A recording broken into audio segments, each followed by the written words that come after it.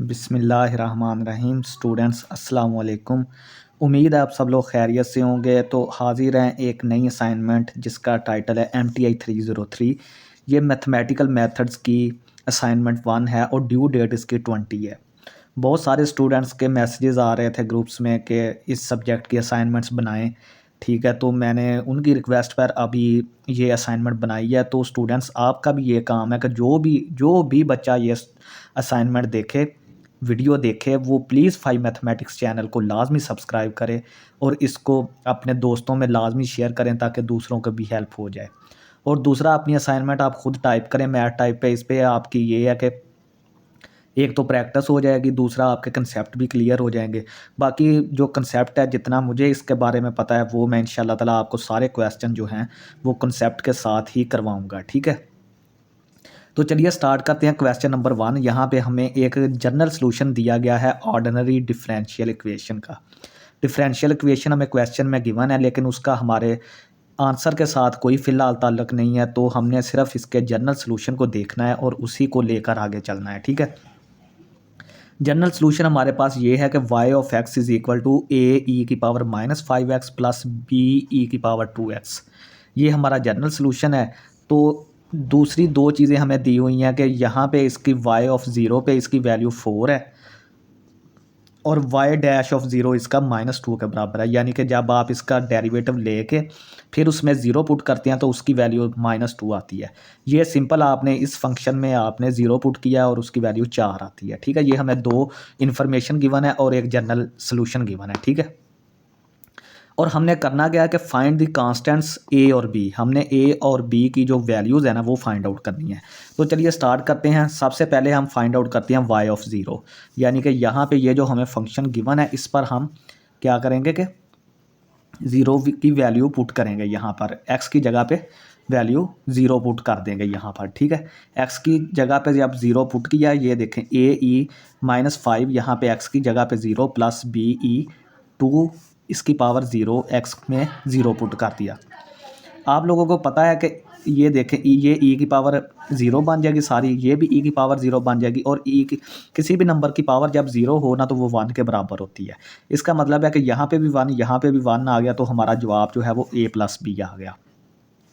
अब ये देखेंगे a प्लस बी हमारा y ऑफ 0 के बराबर था, तो y ऑफ 0 हमें किसके बराबर गिवन था? 4 के बराबर। तो हमने a प्लस बी को 4 के बराबर करके इसको इक्वेशन 1 बोल दिया। तो यहाँ से हम क्या करेंगे कि अब ये जो हमारा जनरल सॉल्यूशन है ना, इसको डिफरेंशिएट करेंगे विद रिस्पेक्ट टू x। तो हमें y डैश x मिलेगा। ठीक है, जब हम y x का डेरिवेटिव लेंगे तो वो हमें y डैश x मिलेगा। हम क्या करेंगे, y डैश x बराबर आ जाएगा, ये देखें ए जो है वो हमारा कांस्टेंट है, वैसे ही आ गया। ई की पावर -5x का डेरिवेटिव ई की पावर -5x ही होगा, लेकिन ये -5x जो पावर होती है ना ई की, उसका दोबारा डेरिवेटिव लेते हैं विद रिस्पेक्ट टू x। तो जब वो लिया तो हमारे पास -5 आ गया, वो हमने ये लिख दिया। सेम इसी तरह से बी वैसे कांस्टेंट आ गया, ई की पावर 2x का डेरिवेटिव वही आ गया। तो 2x का डेरिवेटिव दोबारा लेंगे तो हमारे पास 2 आ जाएगा, वो हमने यहाँ पे लिख दिया। ठीक है, तो अब चलते हैं कि y dash of 0, y dash of 0 यानी कि इस चीज़ में हमने 0 पुट करना है। ये वाला जो y डैश x है ना, x की जगह पे 0 पुट करते हैं। सेम उसी तरह से यहाँ पे e की पावर 0 बनेगी, यहाँ पे भी e की पावर 0 बनेगी। जब आप 0 0 यहाँ पे x की वैल्यूज़ पुट करेंगे तो जवाब हमारा -5a प्लस 2b जो है वो किसके बराबर आ जाएगा? -2 के बराबर। अब यहाँ पे y डैश ऑफ 0 हमें क्वेश्चन में गिवन था, ये देखें ये वैल्यू, तो इसके बराबर हमने ये चीज़ -5a प्लस 2b किसके बराबर? -2 के बराबर कर दी। अब हम चलते हैं कि इक्वेशन 1 से हमने a की वैल्यू निकाली। a की वैल्यू क्या आई? b-4। फोर माइनस बी आ गई ए की वैल्यू इक्वेशन 1 से, तो वो हमने 2 में पुट कर दी। तो ये देखें हमने 2 में जहाँ पे ए था यहाँ पर, तो ए की वैल्यू पुट कर दी, बाकी सारी चीज़ें वैसे ही आ गई। इसको हमने थोड़ा सा सिंप्लीफाई किया, -5 को अंदर ज़रब दी, ये चीज़ आ गई, -2 आ गया। तो यहाँ से 5 2 7 बी आ गया, ये वाला इसको उठा के उधर ले जाएं, -2 + 20 तो ये 18 के बराबर आ गया। तो बी हमारा 18/7 आ गया, ये देखें। ठीक है, एक हमारी वैल्यू आ गई है। अब क्या करें कि जो हमारे पास इक्वेशन थी हमारी ये वाली a = 4 - b, b की वैल्यू आ गई है, वो इसमें पुट करें। तो a हमारा क्या आ जाएगा? a हमारे पास 4 - 18/c तो ए यहाँ से ये एलसीएम 7 आ गया, तो यहाँ से 28 माइनस 18 10/7 आ गया। तो जो हमारा जनरल सोल्यूशन था, आप उसमें जहाँ पे ए था जहाँ पे बी था उसकी जगह पे ये हमने वैल्यूज़ रख दी जो कि हमने फाइंड आउट करनी थी। ये हमारा क्वेश्चन 1 कंप्लीट हो गया। नेक्स्ट हम चलते हैं कि हमें क्वेश्चन नंबर 2 में फैमिली ऑफ सर्कल दी गई हैं और जहाँ पे ये इसकी फैमिली ऑफ सर्कल्स की ये इक्वेशन है x² + y² = 2ay, और यहाँ पे a जो है वो पैरामीटर है। हमने ऑर्थोगोनल ट्रेजेक्टरीज फाइंड आउट करनी है। ऑर्थोगोनल ट्रेजेक्टरीज कौन सी होती हैं कि ये जो गिवन फैमिली ऑफ कर्व्स है ना, ये कर्व्स की एक फैमिली है। ऑर्थोगोनल ट्रेजेक्टरीज भी कर्व्स होती हैं लेकिन वो इनके ना परपेंडिकुलर होती हैं, इसलिए उनको ऑर्थोगोनल बोला जाता है। ठीक है, तो ये हमारे पास जो फैमिली ऑफ कर्व्स है या सर्कल्स है, जब हम इन पर ऑर्थोगोनल ट्रेजेक्टरीज फाइंड आउट करेंगे तो वो इन पर परपेंडिकुलर होंगे, यानी इनके साथ 90 का एंगल बनाएंगे। तो चलिए स्टार्ट करते हैं। सबसे पहले हम जो गिवन इक्वेशन है ना हमारे पास, इसको हम with respect to X differentiate करते हैं। ये देखें x² का डेरिवेटिव 2x आ गया, इसका डेरिवेटिव 2y आ गया, लेकिन साथ dy/dx आ गया क्योंकि हम x के रिस्पेक्ट में इसको डिफ्रेंशिएट कर रहे हैं। इसका 2a जो है वो हमारा वैसे ही कांस्टेंट था, क्योंकि ये a पैरामीटर है, 2 वैसे कांस्टेंट है, 2a दोनों कांस्टेंट हो गया, तो y का डेरिवेटिव x के लिहाज से dy/dx आ गया। अब हमने सारे से 2 को कॉमन लेके, इधर से भी 2 कॉमन लिया, इधर से भी कट गया दोनों तरफ से, इधर से x आ गया प्लस y वैसे ही आ गया, dy/dx को हम y' लिखते हैं। यहाँ से a बच गया और इसको भी हमने y' लिख दिया, तो ये हमारे पास चीज़ आ गई। ठीक है, यहाँ से हमने जो इक्वेशन हमें गिवन थी, यहाँ से हमने a की वैल्यू निकाली है। ये देखें, a की वैल्यू हमने ओरिजिनल इक्वेशन से निकाल के यहाँ पे पुट करनी है a की जगह पे। ठीक है, तो हमने ये वाली यहाँ पे पुट कर दी। अब क्या करें आप सिंपल आपने क्या करना है कि यहाँ से y' की वैल्यू निकालें। सिंपल आपने क्या करना है, y' की वैल्यू निकालें, इसको उठा के उस तरफ ले जाएं, बस वहाँ पे एलसीएम लेके थोड़ा सा आप इसको सिंप्लीफाई करेंगे तो ये चीज़ आ जाएगी, y' = 2xy/x² - y²। ठीक हो गया। ये हमारे पास क्या है, ये हमारे पास स्लोप ऑफ गिवन फैमिली है। जो हमें गिवन कर्व्स दी हुई थी ना, उनकी ये स्लोप है। ठीक है, यानी सर्कल्स की जो फैमिली थी ये उनकी स्लोप आ गई है। तो the slope of orthogonal trajectories is negative reciprocal.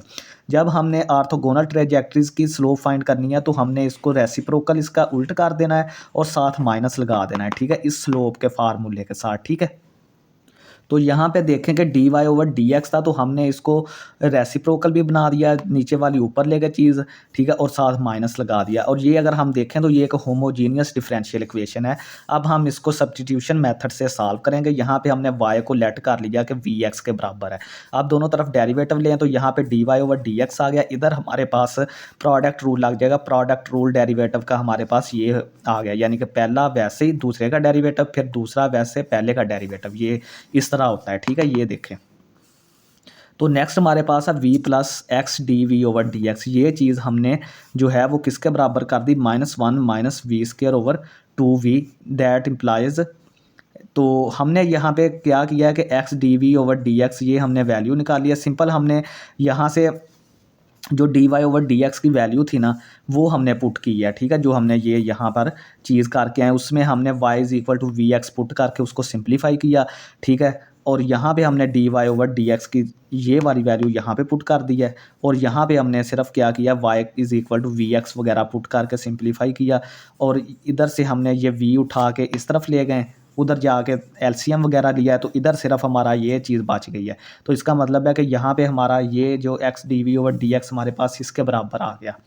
ठीक है, अब हम क्या करेंगे, अब हम ये करेंगे कि इनको अलग-अलग जो v वाली टर्म्स हैं उनको अलग कर देंगे, x वाली टर्म्स को हमने एक साइड पे कर दिया और इसकी इंटीग्रेशन कर देंगे। ये देखें, जब इधर इंटीग्रेशन दोनों तरफ करेंगे तो ये इसका डेरिवेटिव ऊपर मौजूद है, ये इसका डेरिवेटिव जो है ना वो ऊपर मौजूद है, तो इसका फिर इंटीग्रेशन क्या होगी, ln 1 + v²। ठीक है, अगर डेरिवेटिव नीचे वाले का ऊपर मौजूद हो तो उसको हम ln 1 + v² लिख देते हैं। ठीक है, तो इसका भी हमारे पास x का डेरिवेटिव ऊपर मौजूद है, तो -ln x आ गया, तो प्लस c जो है हम कांस्टेंट ऑफ इंटीग्रेशन लगा देंगे। तो यहाँ से हमने क्या किया कि ये उठा के उधर लेके जाएंगे तो ये दोनों प्लस हो जाएंगे, और हमने लॉग का जो फार्मूला होता है, लॉग का कानून होता है कि दो अगर लॉग आपस में प्लस हो रहे हो तो हम उनको मल्टीप्लाई में लिख देते हैं। तो ये देखें, हमने इनको सिंगल लॉग में करके दोनों को अंदर मल्टीप्लाई, 1 + v² और x को हमने मल्टीप्लाई कर दिया और c इस तरफ हो गया। अब हम दोबारा चलते हैं y की तरफ के v हमारा y ओवर x के बराबर था ना यहाँ से, ये देखें, ठीक है, v हमारा y ओवर x यहाँ से आ गया। तो इसका मतलब ये है कि हमने x और यहाँ पे हमने क्या किया, ये देखें, अच्छा अब देखेंगे इसमें हमने ये वैल्यूज़ पुट की हैं, ये देखें x वैसे ही आ गया, 1 वैसे ही आ गया, v की जगह पे हमने y ओवर x का स्क्वायर पुट कर दिया, तो ये y square plus over x square आ गया, ये c के बराबर है। तो यहाँ से हमने c की वैल्यू ये वाली निकाली है और x को उधर ले जाके मल्टीप्लाई कर दें, तो x square plus y square is equal to C X. ये हमारी इक्वेशन ऑफ ट्रेजेक्ट्रीज़ हैं, ऑर्थोगोनल ट्रेजेक्ट्रीज़ की ये इक्वेशन आ गई, ठीक है, जो कि सर्कल की फैमिली पर परपेंडिकुलर है, ठीक है। नेक्स्ट हम चलते हैं क्वेश्चन नंबर 3 में। हमें 3 फंक्शन गिवन है f1x, f2x, f3x। हमने बताना है कि ये लीनियरली डिपेंडेंट है या लीनियरली इंडिपेंडेंट है, ठीक है। हमने ये चीज़ पढ़ी है कि कॉस हाइपरबोलिक x का फार्मूला हमारे पास ये होता है, आप सिंपली उठाकर इसे उधर ले जाएं, ठीक है। और हम इस चीज़ को इस तरह भी लिख सकते हैं 1/2 e की पावर x प्लस 1/2 e की पावर माइनस x। तो ये चीज़ उधर चली गई, ये 2 कॉस हाइपरबोलिक x e की पावर x प्लस e की पावर माइनस x।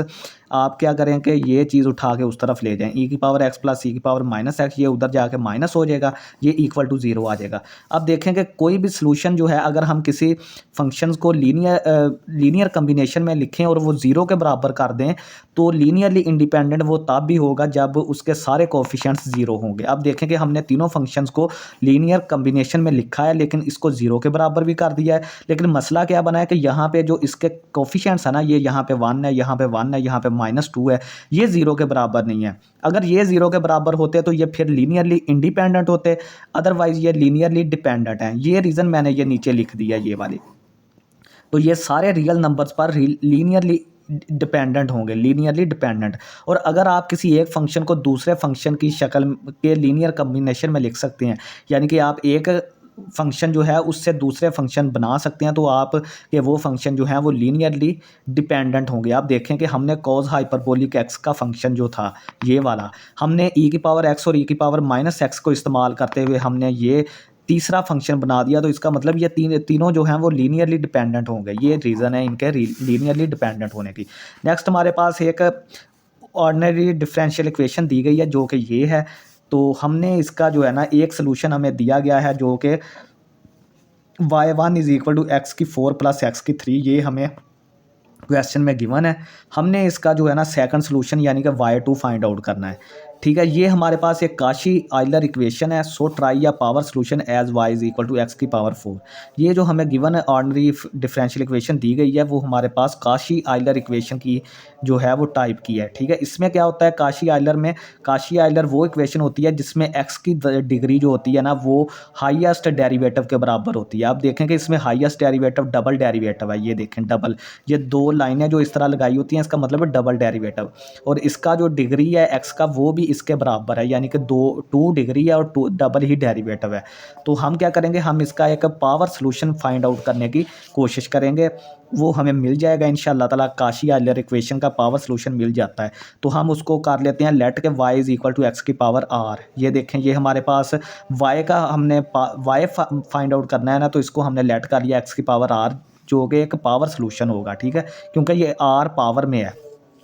अब क्या करेंगे, ये जो फंक्शन हमने लेट किया है इसका फर्स्ट डेरिवेटिव लें, फर्स्ट डेरिवेटिव इसका y डैश आ जाएगा r x की पावर r माइनस 1। ये इस पर हमने पावर रूल लगा दिया जो डेरिवेटिव का होता है, ठीक है। पावर शुरू में आ गई, x r में से एक माइनस कर दिया। अब इसका डबल डेरिवेटिव लेते हैं, डबल डेरिवेटिव हमने ये ले लिया r into R minus 1 X की पावर r माइनस 2 आ गया। अब हम जो अपनी डिफरेंशियल इक्वेशन है उसमें ये दोनों वैल्यूज़ पुट करें, ठीक है। तीनों वैल्यूज़ ये वाली और ये वाली, y की, y डैश की और y डबल डैश की, तो ये हमने तीनों वैल्यूज़ पुट कर दी। बाकी वैसी सारी चीज़ें हमने लिख दी, तो ये 0 के बराबर आ गया। तो यहाँ से हमने क्या किया, इसको सिंप्लीफाई किया। ये देखें अब ये चीज़ एक्स स्क्वायर है, एक्स स्क्वायर की पावर 2 है, यहाँ पे एक्स की पावर -2 है, तो ये एक्स की पावर -2 और एक्स स्क्वायर आपस में कट जाएंगे, सिर्फ एक्स की पावर r रह जाएगा। एक्स की पावर r हमने कॉमन का निकाल लिया। यहाँ से भी सेम इसी तरह एक्स की पावर +1 है, एक्स की पावर -1 है, तो ये दोनों कट जाएंगे, तो एक्स की पावर r आ जाएगा, तो ये हमने बाहर निकाल लिया। तो सिर्फ हमारे पास अंदर 6r आ गया। यहाँ से अंदर हमारे पास r इंटू आर माइनस 1 आ गया, यहाँ से -6r आ गया, और यहाँ से हमने एक्स की पावर r बाहर निकाला तो सिर्फ 12 आ गया, जो कि 0 के बराबर है। है। अब ये वाली चीज़ उठा के उधर ले जाएँ, वो ज़ीरो हो जाएगी और ये हमारे पास एक इक्वेशन आ जाएगी, करैक्टरिस्टिक इक्वेशन। अब इसको थोड़ा-सा सिंप्लीफाई करें, आर को अंदर ज़रब दे के प्लस माइनस करके ये हमारे पास आ जाएगी। अब इसको आप दो दर्जी मसावात है क्वाड्रेटिक इक्वेशन, इसको आप उसके ज़रिए फार्मूले के ज़रिए भी हल कर सकते हैं और फैक्टराइजेशन भी कर सकते हैं। तो यहाँ से हमारे पास दो दर्जी मसावात है ना, तो आर की दो वैल्यूज़ आएंगी, एक 4 आएगी और एक 3 आएगी। तो इसका मतलब है कि इसके जो इंडिपेंडेंट सोल्यूशन दो बनेंगे वो एक्स की पावर 4, यहाँ पे आप आर की वैल्यूज़ पुट कर दें। आर की वैल्यू जब 4 होगी तो एक्स की 4, जब 3 होगी तो एक्स की 3 आ जाएगी। लेकिन हमें आल्सो ये भी गिवन है कि y1 जो इसका पहला सोल्यूशन है ना, वो एक्स की 4 प्लस एक्स की 3 के बराबर है। Is just a sum of these, so we take, ठीक है। हम y2 भी जो है एक्स की पावर 3 ले सकते हैं, यानी कि हमने जो दूसरा सोल्यूशन फाइंड आउट किया वो y is equal to X की पावर 3 है। आप y2 is equal to X की पावर 4 भी ले सकते हैं, कोई मसला नहीं है, क्योंकि ये एक दूसरे से लीनियरली इंडिपेंडेंट है, ठीक है। तो ये थी स्टूडेंट्स हमारी असाइनमेंट। नेक्स्ट पे भी हम लास्ट पे भी यही आपसे रिक्वेस्ट करेंगे कि प्लीज़ प्लीज़ चैनल को लाजमी सब्सक्राइब करें, यही हमारी मोटिवेशन होती है, ठीक है। आप जो असाइनमेंट बोलते हैं हम वो बना देते हैं, तो आप भी इसका रिगार्ड हमें वापस करें। इंशाअल्लाह ताला नेक्स्ट भी इसी तरह बनाते रहेंगे। बहुत शुक्रिया स्टूडेंट्स, अल्लाह हाफ़िज़।